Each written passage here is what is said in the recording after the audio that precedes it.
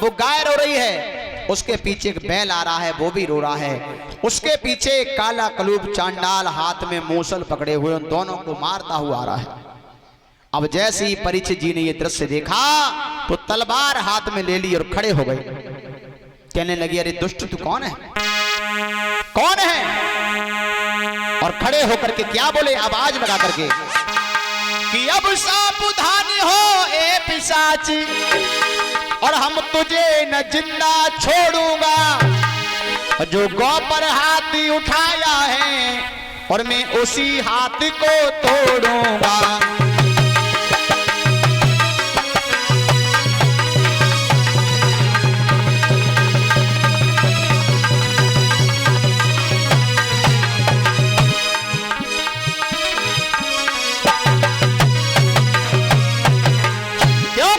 गौ की रक्षा करने को यह मिला राज्य अधिकार हमें, यदि यही कार्य में कर न सका तो जीवन को धिक्कार हमें।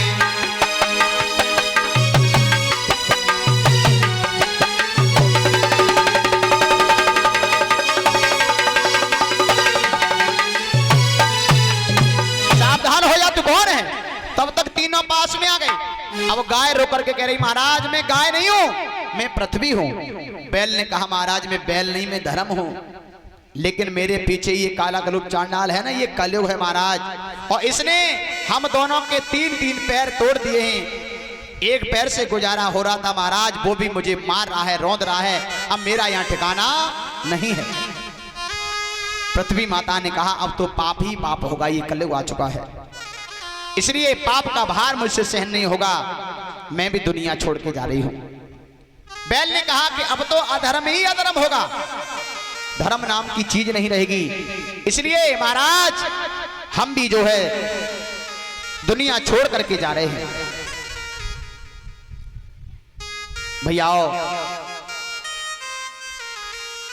परीक्षित जी महाराज ने जैसे ये शब्द सुने हैं तो परीक्षित ने कहा कि हम इस कलयुग को ही नहीं छोड़ेंगे, पाप होगा कहां से, अधर्म होगा कहां से।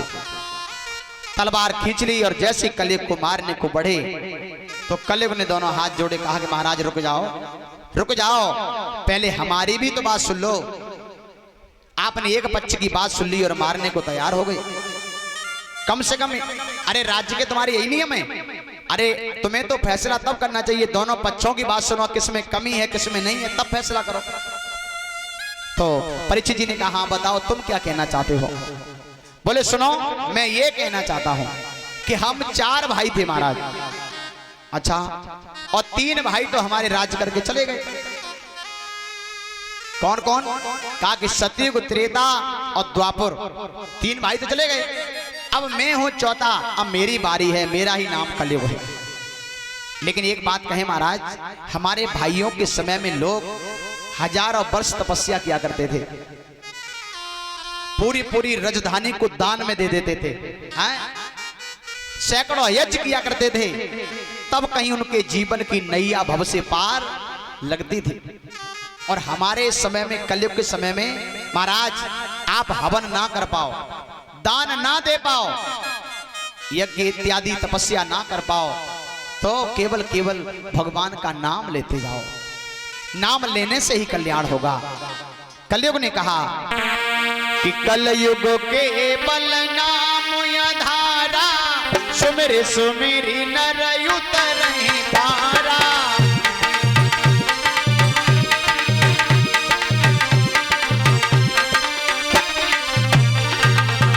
कलयुग के बल नाम आधारा, सुमिर सुमिरी नर उतरहि पारा।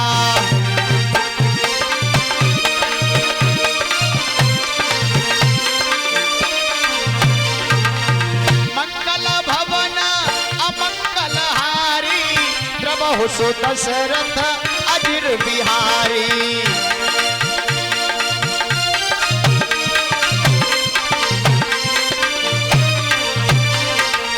सिया राम मैं सब जग जानी, करहो प्रणाम जोरी जुग पानी।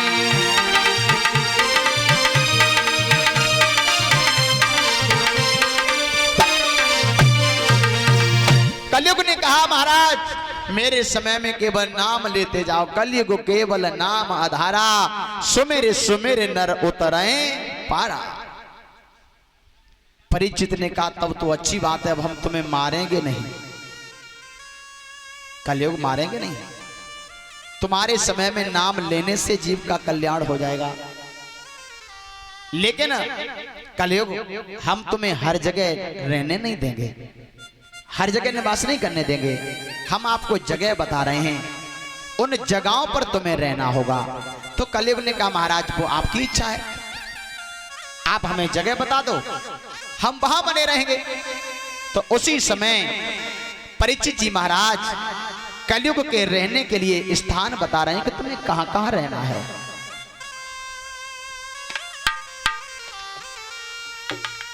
और कहां कहां जगह बताई है।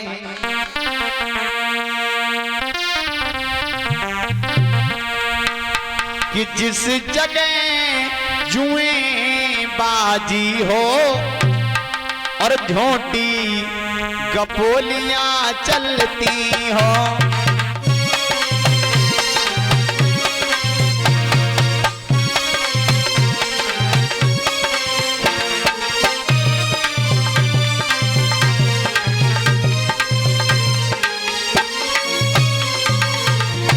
जहां पर लोग झूठ बोलते हो। अभ्यर्थी तदस्ता तस्मे स्थाने कलियो ददो धूतम पानम स्त्रियम सोनम यत्रा धर्मस्य दुर्बधे। कलयुग के 5 स्थान परीक्षित जी महाराज ने रहने के लिए बताए हैं। कहां बताए हैं? जहां पर लोग जुआ खेलते हो। जुआ देखा है आप लोगों ने? क्यों परीक्षित जी तुम्हारे गांव में जुआ नहीं होता होगा? होता है जुआ? जुआ होता है? जुआ नहीं होता है तो बहुत बड़ी बात है, जो कि अपने लोधियों के गांव में जुआ नहीं हो रहा। नहीं तो अधिकतर गांव में जुआ होते हैं आज भी। हमारा गांव तो बहुत बेकार है, बंद हो गया, ये अच्छी बात है। मेरा गांव आज भी बहुत बेकार है, मैं सच बता रहा हूं। हमारे गांव में लोग आज भी खेलते हैं, सच बता रहा हूं। और शराब की तो रिकॉर्ड तोड़ भरवा रहे हैं हमारे यहाँ। बहुत बेकार गांव हो चुका है मेरा। 10-10 वर्ष के बच्चे शराब पीते हैं हमारे गांव में, ये हाल है। 10-10 वर्ष के बच्चे, आप अंदाजा लगाओ। जय हो। जबकि 10 वर्ष का बच्चा कुछ जानता भी नहीं है, लेकिन शराब पीना सीख गए, ये हाल है। जिस जगह जुएं बाजी हो, झोंटी कपोलियां चलती हो, और पैस्याएं जहां निवासिन हो, मय की प्यालियां झलकती हो।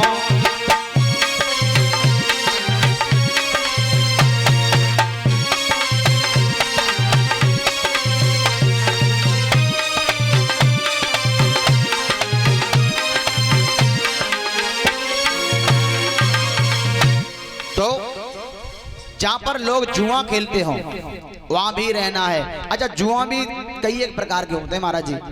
एक तो हम लोग ताश पत्ता खेलते, वो भी जुआ होता है पैसा लगा के। और एक जुआ वो होता है जो बैलों के कंधों पर रखा जाता था, बैलों के कंधों पर। अब तो खैर बंदी हो गई। हाँ, अब और एक और भी जुआ होता है जो बालों में पड़ जाता है। 3, हाँ, लेकिन हैं तीनों ही बेकार। जाके जीवन में आए गए, समझ लो जीवन बेकार। और जहां पर लोग झूठ बोलते हो, और अब तो झूठ बोलना आम हो चुका है। जब से जो मोबाइल चले ना, तब से लोग सरेआम झूठ बोलते हैं। और इतना झूठ बोलते हैं, बेमतलब का झूठ। तो परीक्षित जी महाराज ने कहा कि जहां पर लोग झूठ बोलते हो ना, वहां तुम्हें रहना है। अब तुम समझ गए हो कि कलयुग कहां कहां रहता है। हर घर में होगा अब तो, हर घर में, और शायद सबकी खोपड़ी पे हमेशा सवार, जहां लोग झूठ बोलते हैं। अच्छा, झूठ बोलने की भी जगह होती है। जहां किसी के प्राण बच रहे हो, आप वहां झूठ बोल जाओ तो ठीक है, तो वो झूठ नहीं होता है, वो पुण्य हो जाता है वहां। या किसी की गरीब बेटी का विवाह ना हो रहा हो किसी घर में और आप झूठ बोल के करा दो तो भी वो पुण्य है, वो झूठ नहीं है। तो कहने का मतलब झूठ बोलने की जगह होती पर हमेशा नहीं। आप घर में बैठे किसी ने फोन किया, भाई कहाँ, बोले हम बरतरा में, अब सर यहाँ बेमतलब झूठ बोले, तो यही तो पाप है, वही कलयुग का वास है। और जहां वैश्याएं निवास करती हों, यानी चरित्रहीन लोग, जहां चरित्रहीन लोग निवास करते हैं वहां भी तुम्हें रहना है। बोले ठीक, बने रहेंगे। और महाराज जहां पर लोग मय की प्यालियां झलकती हो, मय कहते हैं शराब से, जहां लोग शराब का सेवन करते हो तुम्हें वहां भी रहना है। और ठेका पे तो तुम हमेशा बैठे ही रही हो। कलयुग ठेका पे तो खैर उपस्थित रहते ही है। ठेका पे धोखा हम पहुंचे ना कि कलयुग सवार बहु ना, लेकिन तुम्हारे गांव में खैर कलयुग नहीं घुसेगा, मुझे पता है। तुम्हारे गांव में कोई पीता ही नहीं है तो कलयुग घुसेगा कहां से? कोई पीता है मेरी चीज? अभी तक तो मुझे कोई मिला नहीं है, 2-3 दिन तो हो गए मुझे, तो मेरी समझ से तो कलयुग आने वाला है नहीं। लेकिन एक बात तो हम कहेंगे, कलयुग जब खोपड़ी पे सवार हो जाता है तो बुद्धि विपरीत हो जाती है। पहचान आपको बता रहे हैं। और जब बुद्धि विपरीत हो जाए फिर वो अपने समान व्यक्ति किसी को समझता नहीं है।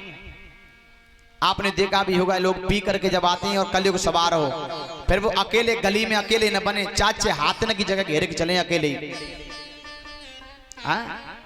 बुद्धि विपरीत है और इतनी गालियां देते भैया, राम जाने। अच्छा एक बात कहें आपसे, जब आप पीकर के जब आते हो तो कभी किसी ने आपको धन्यवाद दिया? कभी बच्चों ने कभी धन्यवाद बोला? पिताजी बहुत सुंदर, आपने बड़ा महान कार्य किया है। पत्नी कभी धन्यवाद बोलती है? अरे वाह क्या मेरा इंसान है, मेरे इंसान के बराबर कोई हो नहीं सकता, आज शराब पी के आया। पत्नी ने भी धन्यवाद नहीं दिया। परिवार में चाचा ताऊ कभी धन्यवाद बोलते हैं? नहीं बोलते हैं। बाबा धन्यवाद बोलते हैं? नहीं बोलते। फिर भैया काहे के चक्कर में पड़े हो? क्यों जीवन बेकार खुद को कर रहे और अपने बच्चन को जीवन बेकार कर रहे? खैर इस गांव में कोई है नहीं इसलिए हम कह रहे हैं, वैसे हम कहते नहीं।